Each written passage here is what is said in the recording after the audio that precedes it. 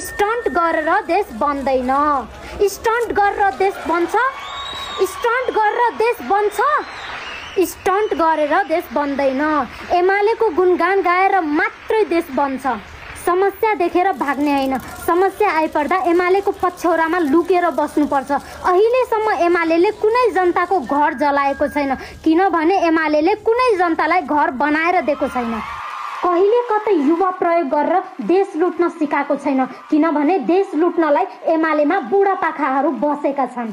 सम्माननीय प्रधानमन्त्रीज्यूले आफ्नो देशको ढुकुटी आफ्नो किडनी फेर्नलाई लगाउनु नै भएको छ र किडनीले अहिलेसम्म पनि राम्ररी काम गरेकै छ, तर पनि सामाजिक सञ्जालभरि केपी बाले गाली खानु नै परेको छ।